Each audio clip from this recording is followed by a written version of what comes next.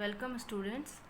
In this video we are going to study another important topic, uh, that is bonding in coordination compounds.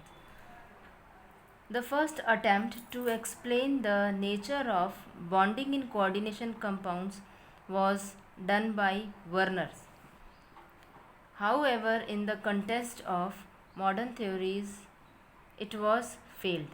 The reason, because Werner was not able to explain the geometry or structure of coordination compounds, which was successfully done by VBT. So here in this video or here in this class we will be understanding VBT. See what is the VBT. VBT says that the central metal atom or ion is having vacant orbitals. VBT हमारा कहता है कि जो हमारे coordination compound का जो central metal atom या ion जो है it is having vacant orbitals. In vacant orbitals को फिल कौन करेगा? लिगेंड्स. ठीक है. सेकेंडली ही सेज कि ये जो वैकेंट ऑर्बिटल्स हैं सेंट्रल मेटल एटम या आयन के जो वैकेंट ऑर्बिटल्स हैं दे अंडरगोज हाइब्रिडाइजेशन. हाइब्रिडाइजेशन का मीनिंग क्या हुआ? Hybridization is a process in which same energy orbitals mix up and redistribute their energies and form same number of hybrid orbitals of equal energy. Hybridization में क्या होता है? Same energy orbitals जो होते हैं दे रीडिस्ट्रीब्यूट, वो रीडिस्ट्रीब्यूशन करते हैं. Then next what it was said कि जो सेंट्रल मेटल एटम है which is having vacant orbitals if when it is approached by ligand. जब when the central metal atom is approached by ligand क्या होता है? जो वैकेंट ऑर्बिटल्स हैं central metal atom के they are overlapped by lone pair of electrons of ligands. या फिर आप इसको ऐसे भी समझ सकते हैं, जब लिगेंड्स अप्रोच करते हैं सेंट्रल मेटल एटम की तरफ तो सेंट्रल मेटल एटम या आयन के जो वैकेंट ऑर्बिटल्स हैं वो ओवरलैप होते हैं. किन से ओवरलैप होते हैं? लिगेंड्स के लोन पेयर ऑफ इलेक्ट्रॉन से. और इस तरह क्या बनता है हमारे पास? Coordinate bond. इतना हमने बता दिया. अब जो कुछ ऐसे इलेक्ट्रॉन्स हैं जो कि पार्टिसिपेट नहीं करते हैं they are called as non bonding electrons. So these were the postulates of our VBT. ठीक है. ये पॉइंट्स थे, इन्होंने थोड़ा सा समरी रिवाइज करते हैं. ये क्या कहता है? पहला पॉइंट कि सेंट्रल मेटल एटम के पास वैकेंट ऑर्बिटल्स हैं. Second, vacant orbitals undergoes hybridization. Third point, अब इन हाइब्रिडाइज्ड ऑर्बिटल्स के पास जब लिगेंड्स अप्रोच करते हैं, अब लिगेंड्स किस टाइप के हैं उसी तरह का अप्रोच होगा. लिगेंड आपके स्ट्रॉन्ग भी हो सकते हैं, वीक भी हो सकते हैं. लिगेंड्स का जिस तरह का अप्रोच होता है उसी तरीके से ओवरलैपिंग होती है यहाँ पर और बनता है कोऑर्डिनेट बॉन्ड. अब इस दौरान कुछ ऐसे इलेक्ट्रॉन्स जो नॉन बॉन्डिंग होते हैं, जो पार्टिसिपेट नहीं करते हैं, उनको हम कहते हैं non bonding electrons. They do not take part in the chemical bonding. इतना है आपका VBT. अब बोर्ड एग्ज़ाम में हमसे VBT नहीं पूछी जाती है. क्लास 12th में hardly in rare cases postulates of VBT are asked.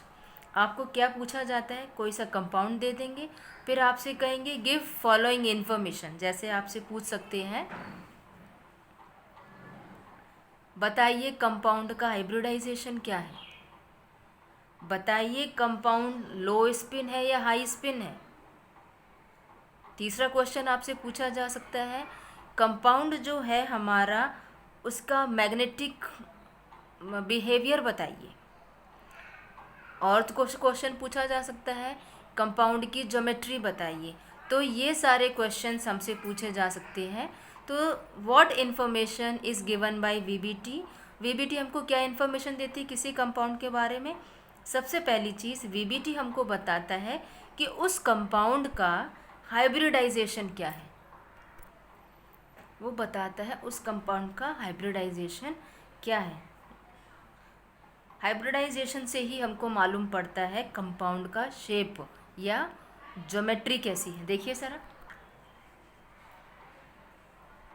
यदि हमारा कंपाउंड ऑक्टाहेड्रल है, ऑक्टाहेड्रल ज्योमेट्री है, तो वो कौन कौन से हाइब्रिडाइजेशन शो करेगा? D2sp3 या फिर sp3d2। यदि वो ऑक्टाहेड्रल शेप शो कर रहा है तो हाइब्रिडाइजेशन ये वाला होगा। यदि हाइब्रिडाइजेशन ये वाला है तो शेप ये वाला होगा। आपको ऐसे पता लगा सकते हैं। दूसरा, यदि हमारा कंपाउंड टेट्राहेड्रल है तो कौन सी वो हाइब्रिडाइजेशन शो करेगा? हाइब्रिडाइजेशन होगी हमारी DsP2, हाइब्रिडाइजेशन होगी हमारी DsP2 या फिर हाइब्रिडाइजेशन होगा sp3। यदि ये हमारे हाइब्रिडाइजेशन है तो ये हमारे कंपाउंड्स के शेप होंगे या ज्योमेट्री होगी। तीसरी इन्फॉर्मेशन जो हमको वीबीटी बताती है वो है आपकी spin off complex. Spin off complex, spin off complex देखने के लिए देखिए, शेप के लिए आप चेक करेंगे hybridisation of compound.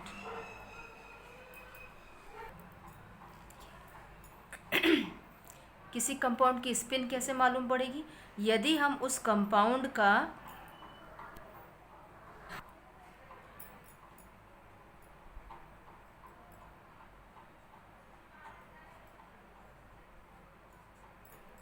Spin off complex जानने के लिए हम क्या करेंगे?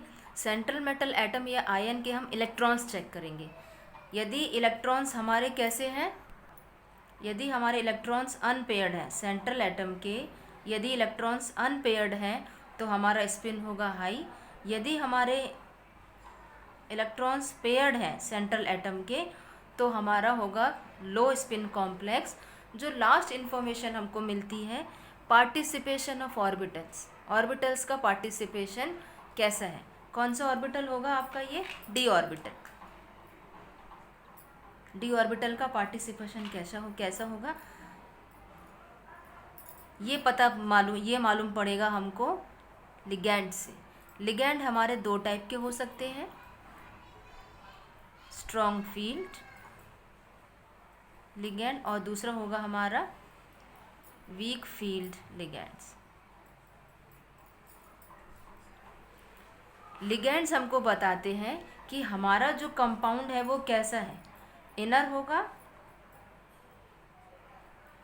इनर ऑर्बिटल कॉम्प्लेक्स होगा या फिर होगा हमारा outer orbital complex.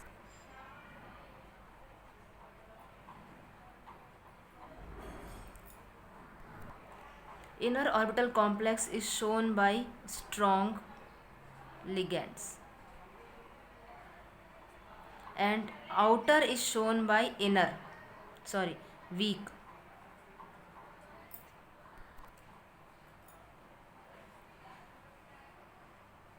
Week ligands. एक लास्ट इन्फॉर्मेशन बची है हमारे पास, वो है मैग्नेटिक बिहेवियर। मैग्नेटिक बिहेवियर, यदि हम सेंट्रल मेटल एटम या आयन के हम इलेक्ट्रॉन्स देखेंगे, if we will see electrons of central metal atom और आयन, तो हमको मालूम पड़ेगा हमारा कंपाउंड कैसा है। मैग्नेटिक बिहेवियर हमको बताएगा। देखिए, डाई मैग्नेटिक, यदि हमारे सेंट्रल मेटल एटम के इलेक्ट्रॉन्स जो हैं इफ़ दे आर पेयर्ड, यदि वो पेयर्ड है तब कंपाउंड का बिहेवियर होगा आपका मैग्नेटिक, डाई मैग्नेटिक। यदि आपका कंपाउंड अनपेयर्ड है, यदि आपके कंपाउंड का सेंट्रल मेटल एटम में अनपेयर्ड इलेक्ट्रॉन्स हैं तो वो कंपाउंड होगा आपका पैरामैग्नेटिक। तो देखिए हमको VBT से 5 इन्फॉर्मेशन मिली। Magnetic behaviour,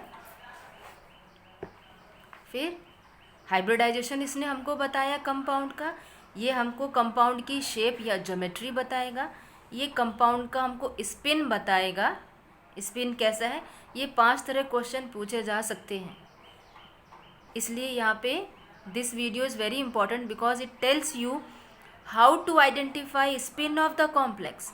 central metal ion के यदि आप इलेक्ट्रॉन्स चेक करेंगे वो अनपेयर्ड हैं तो वो हाई स्पिन कॉम्प्लेक्स होगा, यदि वो पेयर्ड हैं तो लो स्पिन होगा। सेम इसी तरीके से participation of D orbital means जो डी ऑर्बिटल है उसका पार्टिसिपेशन कैसा है, इनर ऑर्बिटल है या आउटर ऑर्बिटल है, ये कौन बताएगा हमको, लिगेंड्स। लिगेंड यदि हमारे स्ट्रॉन्ग फील्ड हैं, नेक्स्ट वीडियो में हम आपको बताएंगे स्ट्रॉन्ग फील्ड लिगेंड और वीक फील्ड लिगेंड्स क्या होते हैं।